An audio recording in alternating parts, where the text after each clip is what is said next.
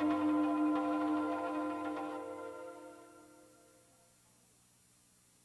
right to know about chemical hazards on the job and in the community is now a reality. Labor unions with community groups from all across the country have won these important rights, the first step in protection from injury and disease at work. I'm Peg Seminario, Director of Health and Safety Activities here at AFL-CIO headquarters in Washington, D.C. We've put this program together to tell you about your rights under one of the key right-to-know protections, the OSHA Hazard Communication Standard. This video includes live footage from an AFL-CIO national teleconference on the right to know, where we brought together health and safety experts and local trade unionists from across the country, sharing what they've learned about how right to know really works on the shop floor. During the next half hour, you'll hear a lot about chemical labels and data sheets and training programs, and that's all important. But right to know isn't about forms and procedures. It's really about people's lives. It's too bad that they're having to use people as guinea pigs. That's what I feel. I mean, if someone come up and said, okay, you've got a choice. You can work here and not have any children, or you can work somewhere else and have children. But they didn't give us a choice. And right to know is about management indifference. I had no idea at all that we had any kind of a process here in our plant operations that could do such a thing to a human being. Heck, we just didn't draw the conclusion that there'd be sterility from the fact that the testicles were shriveling up. Now that I'm sterile, that I have an increased chance of cancer, and I've had some damage to my liver, my eyes, and some brain damage. Whether you work on the assembly line or in the secretarial pool, the chances are you have to use chemicals to get your job done. Organized labor's recognition that we can stay healthy and get the job done has moved protection from hazardous chemicals to the top of our agenda. The leadership has come right from the top, from AFL-CIO President Lane Kirkland, and from Lynn Williams, President of the United Steelworkers of America and Chairman of the AFL-CIO Standing Committee on Occupational Safety and Health. Contributing to our Right to Know teleconference were 6 of organized labor's most experienced safety and health experts.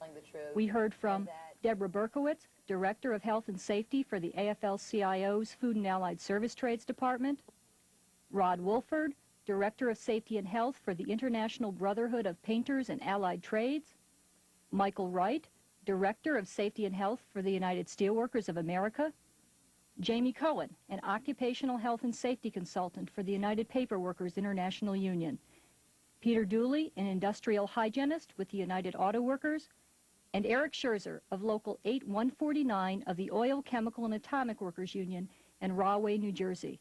Eric is also Vice President of the New Jersey Industrial Union Council.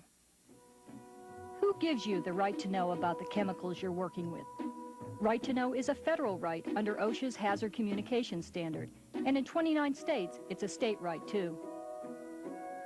Every employer covered by the law has to put a label on every container of hazardous chemicals, a label telling what's inside, what the risks are, and who made the chemical. For every hazardous chemical your employer uses, they have to have a material safety data sheet. That's MSDS for short.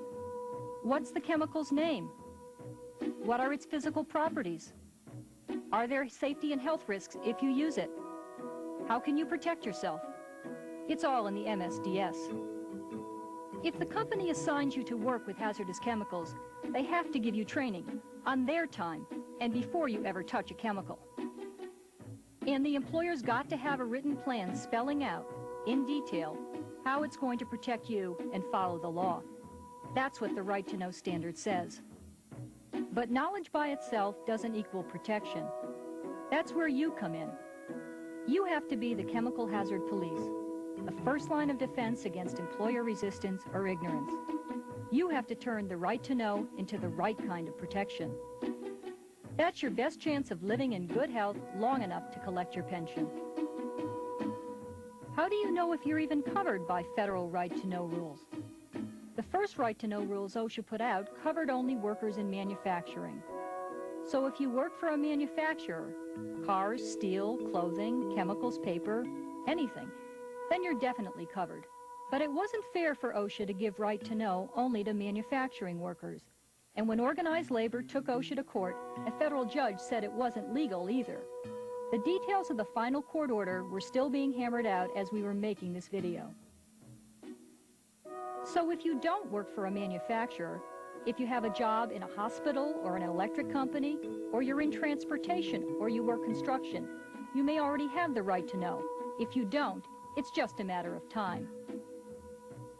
The first warning that you're working with a hazardous chemical should come from the label. Every container of hazardous chemicals has to have one. It's the chemical company's job to make up the label and put it on the drum before it's shipped. But it's up to every employer who uses a chemical to check for the label when they receive the shipment of chemicals and to make sure that the labels aren't removed or defaced. The label should tell you three things. It has to show the name and address of the company which supplied the chemical. It has to have the chemical's identity, a brand name or chemical name, a code name or code number. Every label has to have an appropriate hazard warning, the physical and health hazards of using the chemical. It's not enough for the label to say just danger or harmful if inhaled. The risk warning has to be specific. The container the chemical is shipped in has to have a label, and so does any container the chemical's put in for storage at the factory. There are only 3 exceptions to the labeling rule. If the chemical is in a portable container to make it easier to work with, it doesn't have to have a label as long as the only worker who uses it is the one who made the transfer. If the chemical is in a stationary process container, like a dip tank or a reaction vessel, the company doesn't have to put a label on it. But they do have to post a sign or a placard with the same kind of information that's on the label. And if chemicals are in the piping system, no label is required. This issue was discussed at our teleconference by Rod Wolford from the Painters Union. Product identity on labels can be brand names or codes or code numbers. So when you're looking at a material safety data sheet, you have to make sure to compare the identity on the MSDS with that on the label. They must be the same. For example, if the identity on the label says that it's Dayglow 215, check it on the MSDS, because on the MSDS it must also say Dayglow 215. For the full information the Hazard Communication Standard entitles you to, you have to go beyond the label to the MSDS, the Material Safety Data Sheet. The chemical manufacturer or supplier has to provide the MSDS with the chemical it's making or selling. But if an employer mixes different chemicals together, then it has to make up its own MSDS for the mixture it's created. It has to give the product identity. A brand name or a code name or number is okay, as long as it's the same name or number that's on the label. Now don't be fooled by chemical family names, such as aromatic hydrocarbons. Sometimes hundreds of chemicals are in a chemical family, and the hazards of its members may vary widely. The chemical identity is also unacceptable if its name describes a chemical function, such as a plasticizer or a surfactant or a biocide.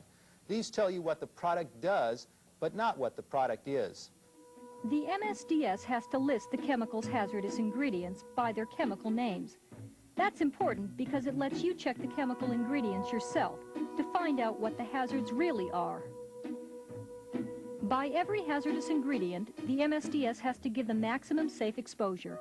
If OSHA has set a permissible exposure limit, a PEL, it has to be listed. The MSDS doesn't have to list all the ingredients of the product, just the hazardous ones. And it doesn't have to say what percentage of each hazardous ingredient makes up the chemical. That's too bad, because if you know the percentages, you can figure out if all the ingredients have really been listed. And you have a right to be skeptical if a chemical company or your employer claims that their particular combination of chemicals isn't hazardous, so it doesn't need an MSDS. It is very unlikely that a mixture of chemicals is going to qualify as being, quote, non-hazardous. The definition of what's hazardous is very broad under the standard. We've probably evaluated 100 MSDSs that claim that nothing in the mixture was hazardous, and in most cases we've been able, by hassling the supplying company, we've been able to get information on what's in it, and none of those claims have stood up. There's always been one hazardous ingredient in one of those mixtures. So employers, you know, are in most cases obligated to get that information under the standard, and even if they're not, they can still use the economic power they've got of refusing to buy the product unless they get good information. Sometimes this part of the MSDS has the words confidential or proprietary information. That means that the chemical company considers the chemical identity, the exact chemicals that make up the product, a trade secret that they don't want their competitors to get a hold of. The company has to put their trade secret claim on the MSDS. They can't just leave the ingredients section blank or put NA. Trade secret or not, the chemical company still has to put the chemical characteristics, health effects, safe handling precautions, and protective procedures on the MSDS. Very few commercial chemical formulas are really trade secrets, but some companies make the claim anyway, and they've been doing it for years. Before the Hazard Communication Standard, organized labor fought trade secret claims before the NLRB, just as we now do before OSHA. You go back to the NLRB cases that Jamie talked about, and the 3M company, when the OCAW local went and asked the 3M company for the list of chemicals and all the information on the medical results from the exposed workers, the company claimed that every single chemical, I think it was hundreds of chemicals, every single chemical was a trade secret, and they couldn't reveal the chemical identities. And that was really the beginning of that whole fight to gain access under the NLRB. And the NLRB ruled that, in fact, everything couldn't be a trade secret, perhaps some things, but not all things. And now we have an OSHA standard which, again, limits the number of chemicals that employers can claim trade secret, or at least they're supposed to limit what they claim. Basically those things that, in fact, aren't known to their competitors, and also those things that can't be figured out through a standard chemical analysis. If you start seeing too many trade secret claims on MSDSs, get in touch with the chemical companies, either directly or through management, and make them justify their claims. The chemical company has to be prepared to tell doctors or nurses, any exposed worker, or a union representative what's in their chemical, trade secret or not, and right away if it's an emergency. And I think that trying to get manufacturers to release their, in quotes, trade secrets is something that can be done. And you might have to do a few operations to get it done, sign confidentiality agreements and so on and so forth, but those things are well worth it. Unfortunately, the standard does state there are these things called trade secrets, and so consequently we have to live with that, and while they may be a bunch of bull, they're still real. Every MSDS has a section called Chemical Characteristics. That means what the chemical should look like and how it acts. Is it a powder or a paste? A liquid? An aerosol? Make sure the description matches the appearance of the chemicals you're using. The MSDS will describe the chemical's odor, too. The smell of a chemical can help you identify it, but don't count on it. Some hazardous chemicals don't have any noticeable smell at all, and after you've worked with the chemical for a while, you may get so used to its smell that you don't notice it. Some chemicals have vapors that are invisible and have no smell at all. If you depended on sight and smell, you could walk into a room full of dangerous fumes without knowing it. So check the boiling point, the vapor pressure, and the vapor density. They'll tell you what the risk is of inhaling dangerous vapors the chemical's giving off. The MSDS section on fire and explosion data gives you the flash point of the chemical, how hot the chemical has to get before it burns. Another section of the MSDS gives you what's called reactivity data. Can it break down or react if it comes in contact with other substances? This is especially important if a chemical touches heated surfaces or is mixed with another chemical. If any of the chemicals listed in the hazardous ingredients section can affect your health, the MSDS has to list every adverse health effect of the product or its ingredients, short-term or long-term. An acute effect means something that happens immediately after you've been exposed, like a skin rash, dizziness, or lightheadedness. A chronic effect is a health condition that has developed gradually, maybe with no symptoms for years, and is very hard to cure, like asbestosis or brown lung disease from breathing cotton dust. A chemical can cause both acute and chronic effects depending upon how you come into contact with it. It can cause problems with your skin or eyes, can affect your breathing, can cause allergies, cancer, or it can injure your reproductive system or your liver or kidneys. If it has any of these effects, the MSDS is supposed to tell you so. But what's supposed to be on the MSDS isn't always what you'll get. We just completed a survey of material safety data sheets, as I was saying before, comparing the typical material safety data sheet that our local receives with the hazard communication substance fact sheets that the New Jersey Department of Health has done. And the discrepancies we found are just remarkable. We did the survey showed that on health effects, just on health effects alone, which are, yeah, as you know, one of the most crucial aspects of those forms, about 90% of the acute or short-term health effects were correctly reported on the material safety data sheets. But when you get to chronic effects, long-term effects, it's exactly what we'd expect. Only 25% of those company-supplied MSDSs had the correct information compared to the New Jersey fact sheets. The gaps are tremendous. The MSDS also has to tell you how the chemical gets into your body, what the symptoms of exposure are, in other words, how you know if you've been exposed, what illnesses can be made worse by exposure to the chemical, what's the best emergency first aid treatment. In addition to telling you what can go wrong when you're working with hazardous chemicals, the MSDS also gives you an idea of how to prevent hazards and what to do when things do go wrong. It's not enough to just say, avoid breathing gases or vapors, but that's all a lot of MSDSs have. Instructions for protection, either to prevent exposure or after you've been exposed, have to be specific. A good MSDS in the section called Precautions for Safe Handling and Use will tell you the safest way to handle or store the chemical, what to do if the chemical is released or spilled, and how to dispose of waste material, as well as what kind of emergency respirators to have on hand, and even what to do if an evacuation becomes necessary. If you work with hazardous chemicals, risks are a fact of life, but the control measures section of the MSDS will give you ways to keep those risks as small as possible. A respirator can help if it's the right kind and you follow OSHA procedures for taking care of it, but many respirators don't provide long-term protection. And good local exhaust ventilation, pulling fumes away from the worker, is important too. Personal protective equipment's important, but don't bet your life on it. When all is said and done, no amount of protection can beat eliminating exposure at the source. The best MSDS ever put together won't do a thing for you unless you can get a look at it. If you work with chemicals, you've got a legal right under the Hazard Communication Standard to see the MSDS right away without leaving the workstation. Union representatives also have a right to see any MSDS on request. I think it's real important for local unions to be checking the dates when the MSDSs have been prepared. That's right, and look at November 25th, 1983 for when the standard was issued, first of all, so that 1983 date, and 1985 for when the standard went into effect, because anything that's earlier than 1983 is really going to be totally out of sync with the standard's requirements. So I think people really need to kind of put that date, jot that down, and when they look at data sheets, keep that somewhat in mind. What happens if an MSDS is out of date or just plain wrong? Once an MSDS has been shown to be inaccurate, the employer is responsible for obtaining a new one from the chemical manufacturer or supplier. If your workplace uses a large number of chemical products, you will have to establish some priorities for evaluating the MSDSs. Start with products used in the greatest quantities or those which pose the greatest risks. For example, if workers have complained about health problems caused by a particular chemical product, that MSDS should be evaluated immediately. If an MSDS is missing or inaccurate, the union has several options.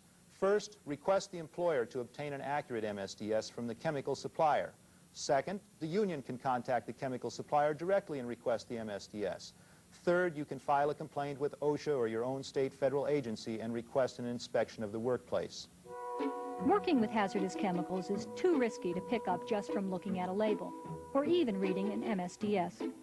So employers have to provide training, on company time, for workers on how to work with hazardous chemicals. What's in this training? One thing's for sure. The Hazard Communication Standard says it's more than management just giving its workers MSDSs to read.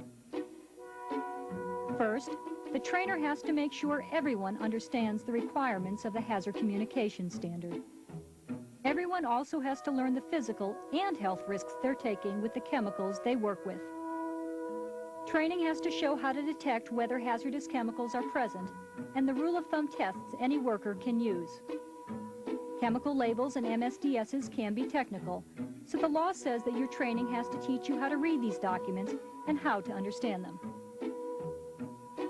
You have to get training on protecting yourself from chemicals, ventilation, work practices, emergency procedures, and protective gear.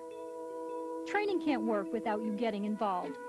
No one knows your job better than you, so make sure that what the trainer says in the classroom squares with real life on the shop floor. Because one thing you have to remember, this training is a one-shot deal.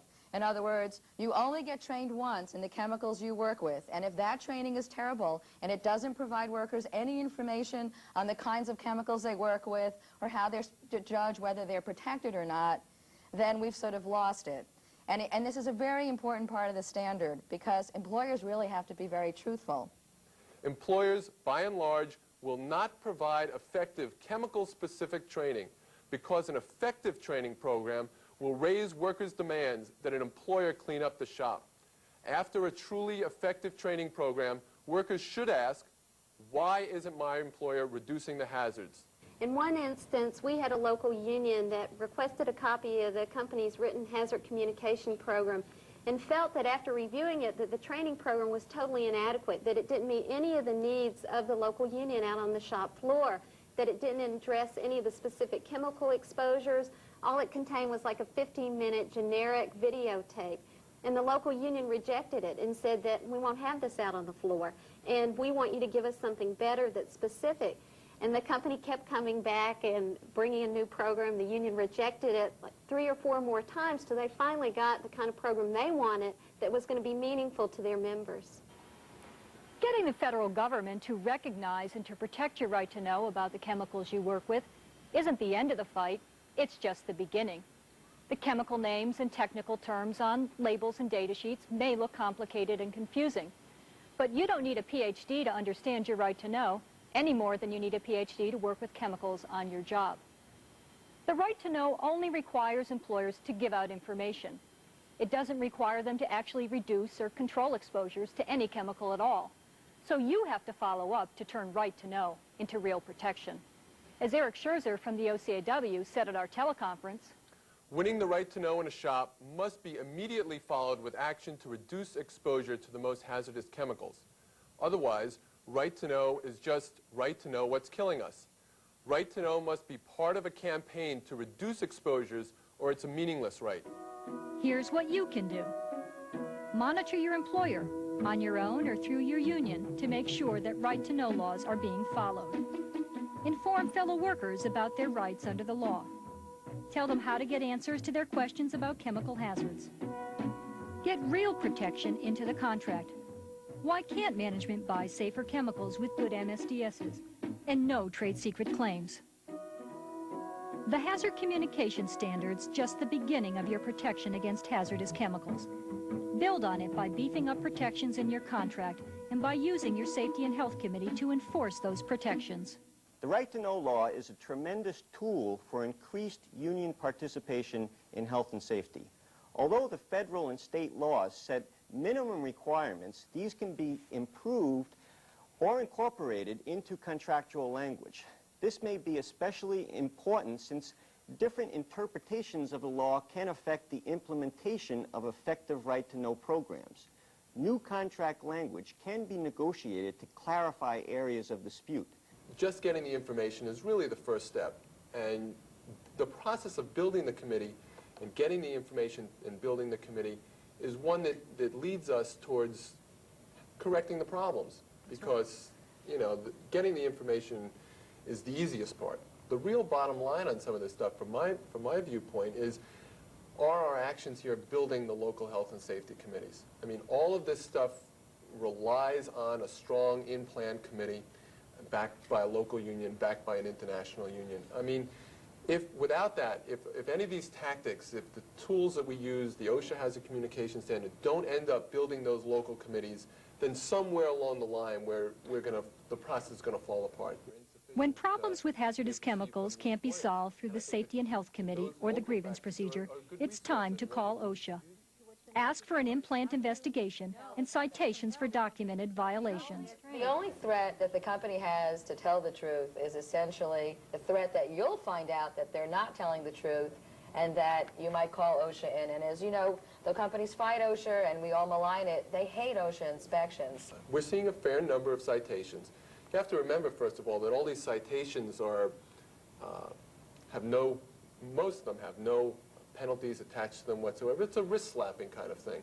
But it does begin, you know, some of the employers who didn't begin the process when they first started, when they should have, or when 86, when they were supposed to have finished, do begin when they finally get cited by OSHA. So it is a process that's beginning, and it provides some sort of function, and it's a threat. I mean, employers don't like to have OSHA come in there, don't like to be found in the wrong, don't like to be found violating the law, and they know that they are. And so again, I guess just to make the point as strongly as we can, that don't give up. In fact, it's going to be those efforts of pushing forward, challenging, establishing new territory in this area where we're going to get chemicals identified, chemicals covered, and the hazards fully represented. What's the bottom line? What can you do when the boss wants you to do a job that's not safe, that's downright dangerous? Is there a right to refuse? And some unions have negotiated that kind of language, and there are examples of that kind of language being incorporated into the law, where if you believe that that job is unsafe, you have the right to refuse to do it. But you should know that if you use that right, you have to follow certain procedures to make your case as good as possible. It is important to recognize that if someone exercises a right to refuse to do a job, that they should get their union representative on that situation immediately. They should clearly state that I'm not doing this job because it's a safety hazard, and they should offer to do other work in the workplace that would take them away from that situation.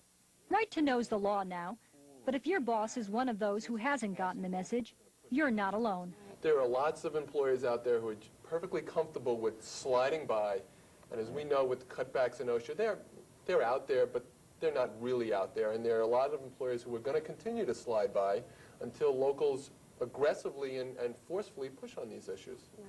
Employers can no longer hide behind the fact of, oh, everything is safe in the plant, or I have no idea what you're working with. They have to actually give workers information, arm them with information that they can use to protect themselves. In closing, I'd like to point out the message on my button, which is right to know, use it or lose it. And I think that says it right there. Right to know is the first step in protecting workers and the community from unnecessary exposures to hazardous chemicals. It's a right the labor movement won through job actions, grievances, testifying, political pressure, and uniting with our friends in the community. This videotape is part of a whole campaign to get the word out about the right to know through educational programs, television, and radio. What we start here, in the interest of our members, can pave the way for future gains to protect our safety, health, and environment. If you need more information about the right to know or want copies of this videotape, call us in Washington or contact your international union. We've won the right to know. Now let's make it work.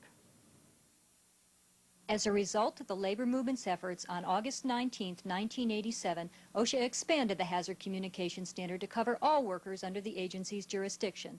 The action came in response to a court order. Employers must be in compliance by May 1988. Workers not covered by OSHA, like state and local public employees, will continue to be covered by state right to know laws.